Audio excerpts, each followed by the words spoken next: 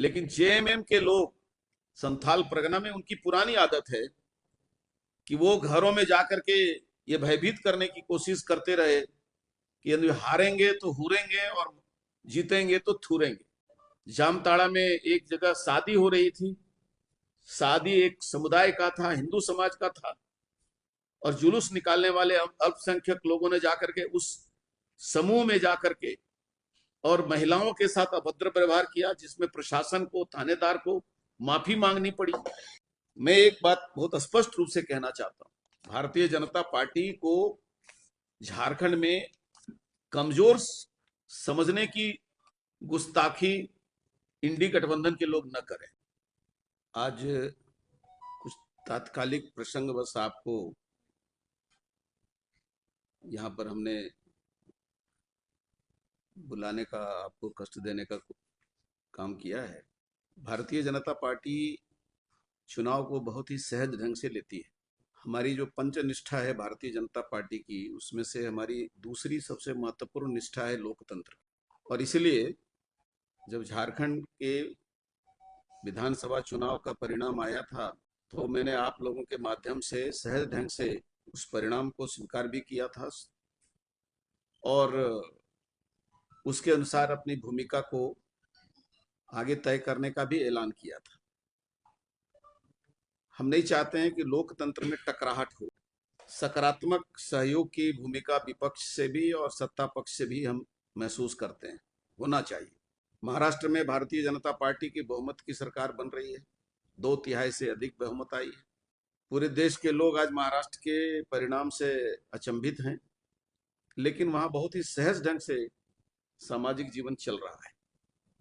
आज बहुत दुख के साथ मुझे इस बात को कहना पड़ रहा है कि झारखंड मुक्ति मोर्चा और कांग्रेस के जो समर्थक हैं, इस चुनाव में जो परिणाम आया है उसके बाद या तो वो अहंकार से चूर हो गए हैं, परिपूर्ण हो गए हैं, और लोकतंत्र को कलंकित करने की कोशिश कर रहे हैं।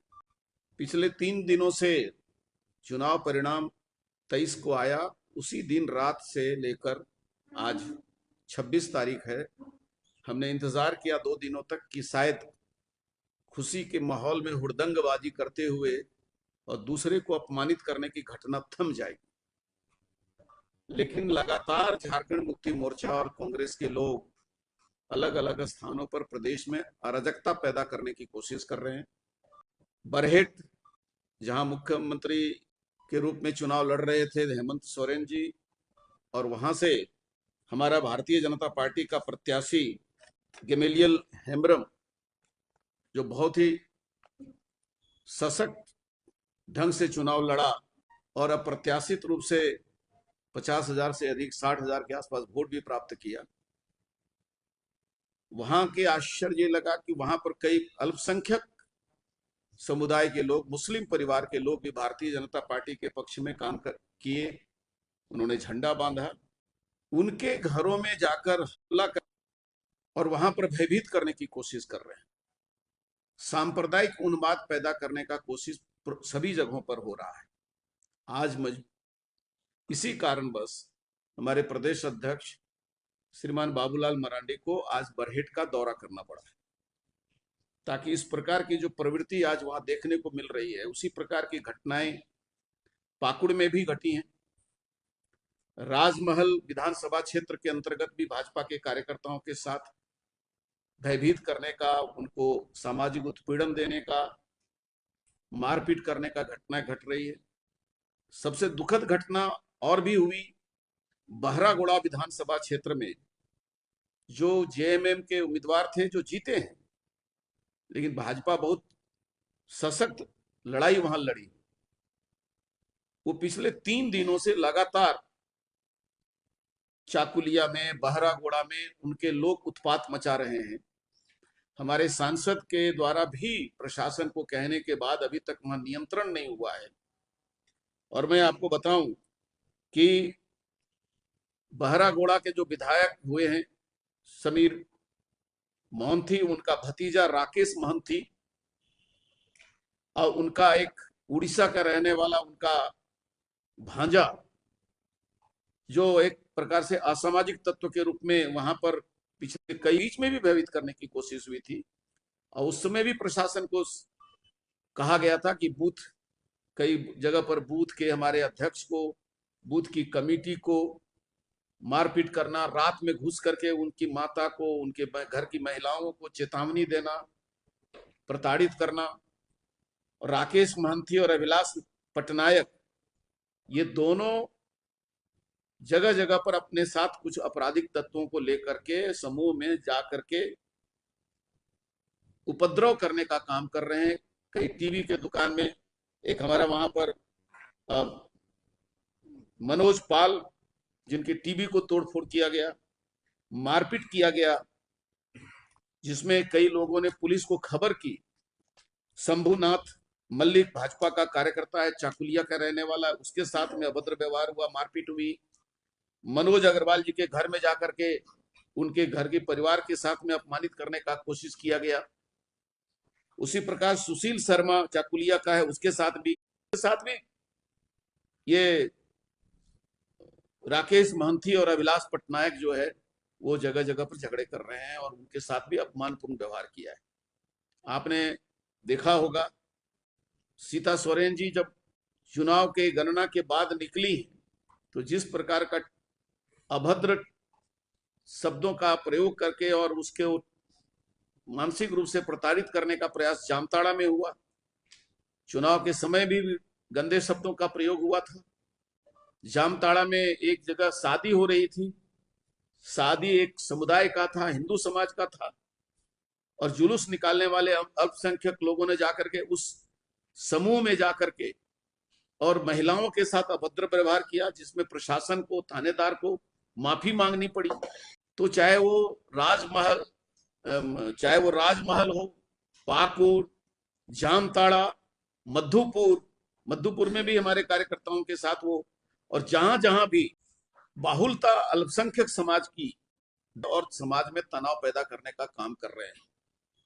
मैं ये कहना चाहता हूं कि चाहे वो हमारे उम्मीदवार अनंत ओझा जी ने मौके पर जाकर के कार्यकर्ताओं को गोलबंद करने का काम किया। 2 दिनों से हमारे लगातार सभी पार्टी के वरिष्ठ अधिकारी, जिला अध्यक्ष, कैंडिडेट और सांसद सत्र छोड़ करके और पूर्वी सिंहभूम में बहरागोड़ा क्षेत्र में शांति स्थापित करने की कोशिश की है। उसी प्रकार से गैमलियन के क्षेत्र में भी लोगों ने जब आतंक पैदा करने की कोशिश की तो आज हमारे प्रदेश अध्यक्ष बाबूलाल मरांडी जी को वहां दौरा करने जाना पड़ा है। मैं एक बात बहुत स्पष्ट रूप से कहना चाहता हूं, भारतीय जनता पार्टी को झारखंड में कमजोर समझने की गुस्ताखी इंडी गठबंधन के लोग न करें। हमने यहाँ सत्ता भी चलाई है, सरकार भी चलाई है और विपक्ष की भूमिका भी निभाई है। वातावरण है उसको तोड़ने का काम किया जाए। लेकिन जेएमएम के लोग, संथाल परगना में उनकी पुरानी आदत है कि वो घरों में जाकर के ये भयभीत करने की कोशिश करते रहे कि यदि हारेंगे तो हुरेंगे और जीतेंगे तो थूरेंगे। ये उनकी पुरानी आदत थी। अब जब सशक्त रूप से समाज के सभी वर्गों के लोग उठ खड़े हुए हैं तो मैं एक बात बहुत चेतावनी पूर्वक कहना चाहता हूं कि झारखंड को बंगाल बनाने की भूल, अब यहां पर राजनीतिक दब्बूपन किसी में नहीं है। लोकतंत्र के परिणाम को हमने स्वीकार किया है, सहजता से स्वीकार किया है। सरकार बनाने के उनके जो मौके हैं उस पर उनको शुभकामनाएं दी हैं, लेकिन इसका मतलब ये नहीं है कि भारतीय जनता पार्टी का कार्यकर्ता चूड़ी ओढ़ करके और भय पैदा करना चाह रहे हैं। उन लोगों को पर नजर रखे, उन लोगों को नियंत्रण में लाए। जगह जगह थाने में कंप्लेन हुआ है, कंप्लेन पर वो केस नहीं कर रहे हैं और वो कह रहे हैं कि हम समझाने बुझाने का काम कर रहे हैं। तो आज मैं इस बात को कहना चाहता हूं कि या तो प्रशासन ऐसे जो राजनीतिक उपद्रवी हैं उनके ऊपर नियंत्रण स्थापित करे। कभी भी किसी भी क्षेत्र में इस प्रकार की घटनाएं जो देखने को मिल रही है अप्रिय हो सकती है, क्योंकि बर्दाश्त करने की एक सीमा होती है। और भारतीय जनता पार्टी के कार्यकर्ताओं को सड़क पर उतरने की मजबूरी न हो जाए। संवैधानिक जो व्यवस्था है प्रशासन की, उसको कहना रहना चाहिए। और मैं चीफ सेक्रेटरी और डीजीपी से आज की इस प्रेस कॉन्फ्रेंस के माध्यम से मांग करना चाहता हूं कि चुनाव से जुड़े हुए कोई भी मामले में प्रदेश में कहीं यदि घटना होता है तो उसको तुरंत नियंत्रित किया जाए और इस विषय पर कड़े निर्देश दिए जाने चाहिए। अन्यथा अप्रिय घटनाएं, क्योंकि जब कानून साथ नहीं देगा तो जनता मजबूर होकर के अपनी सुरक्षा में सड़क पर उतरेगी। और हम ये नहीं चाहते हैं कि झारखंड में ये अवस्था आए। कई बार झारखंड में सत्ता का परिवर्तन हुआ है, लेकिन किसी को अपमानित करने और प्रताड़ित करने और किसी के साथ मारपीट करने का, बरहेट में तो कई कार्यकर्ताओं के सर फूटे हैं, बदन में चोट आई है। और ये तो राजनीतिक जो हमले हो रहे हैं, आपने 2 दिन से देखा होगा कि अब जगह जगह पर विकास के काम को बाधित करने के लिए नक्सली भी अपना एक्शन या उनका भी जो करतूत है वो सामने आया है। लातेहार में रेलवे लाइन काम करने वाले डंपर को और कई मशीनों को जलाया गया। अलग अलग जगहों पर ये घटनाएं बढ़ गई हैं। 2-3 घटनाएं नक्सलियों के उपद्रवियों के भी हो रहे हैं। अभी बालू उठाने के नाम पर पूर्वी सिंहभूम में 2 लोगों की हत्या कर दी गई। वो पीएलएफआई के उग्रवादी हैं। तो एक तरफ राजनीतिक आतंक और दूसरी तरफ ये जो आपराधिक हैं, अब वो पीएलएफआई हैं या नक्सल हैं, लेकिन यदि हत्या हो रही है प्रदेश में तो मुझे लगता है कि सरकार गठन के पहले ही झारखंड को यह संदेश जा रहा है कि जो आने वाली जो सरकार है उसमें जान माल की सुरक्षा का अभाव रहेगा और लोगों को जान माल की सुरक्षा का चिंता शायद प्रशासन न कर सके तो स्वयं करना पड़ेगा। और यह बहुत ही दुर्भाग्यपूर्ण होगा। आज संविधान दिवस के अवसर पर मैं फिर से एक बार यह अपील करना चाहूंगा कि झारखंड के प्रशासनिक अधिकारी इस चुनाव के बाद जिस प्रकार के कानून व्यवस्था के सामने प्रश्न उठा है और लोकतंत्र को कलंकित करने का कार्रवाई कांग्रेस और जेएमएम के द्वारा हो रहा है, इस पर तुरंत रोक लगाई जाए ताकि किसी भी राजनीतिक प्रतिशोध में सड़क पर उतरने की जरूरत न पड़े। लोकतंत्र में सत्ता का परिवर्तन सहजता से होना चाहिए, स्वाभाविक रूप से होनी चाहिए। लेकिन यदि इस स्वाभाविक प्रवृत्ति को तोड़ने का काम करेगा तो इसके लिए पूरी तरह से जिम्मेदारी झारखंड मुक्ति मोर्चा और कांग्रेस की होगी।